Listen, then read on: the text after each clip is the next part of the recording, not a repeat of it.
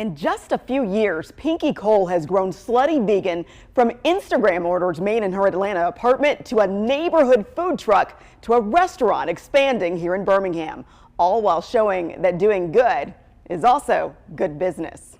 And I had no idea that Slutty Vegan would really be one of the hottest concepts in the country. Even if you consider yourself an unapologetic meat eater, chances are you've heard of Slutty Vegan.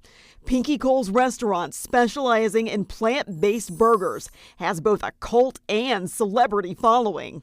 But after I came up with the idea, I realized that so many people supported the brand because I had people coming from around the world to support the brand. People standing in line for hours to support me, and I realized that it was bigger than burgers, fries, and pies. This was a movement to help people to reimagine food in a way that they've never seen it.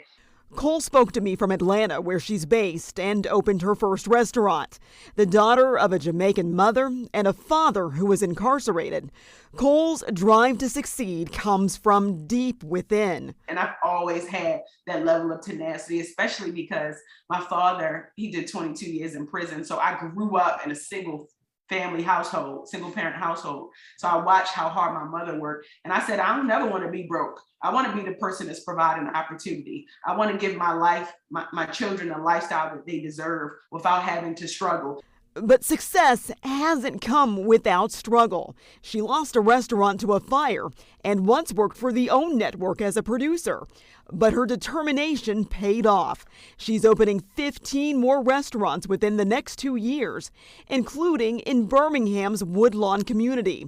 The location on 55th Place South is set to open this winter. I intentionally put Slutty Vegan in vegan food insecure areas where developers aren't so interested in them. So as I put these restaurants in these neighborhoods, I buy the property and I raise up the property value. And I do that because I'm creating an ecosystem, not just about food, but about helping the community build itself up. Seeing communities faced with high levels of hypertension, cholesterol, and obesity, Cole set out to start a healthy conversation about plant-based food options, making it both appetizing and accessible.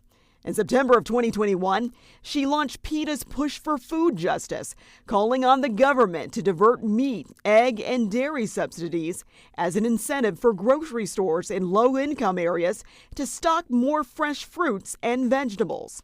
So when we talk about vegan food especially, we're in the heart of the South, right? Where traditional Southern comfort food has been the staple for as long as we can remember. So being the guinea pig and creating Slutty Vegan where people aren't really like trying to feel vegan food at the time, that was really a big, bold move because the big corporations and the big restaurants weren't really thinking about putting vegan food on their menu. And I know for a fact because I've been vegan for at least 8 years. Her next food feat, a vegan cookbook.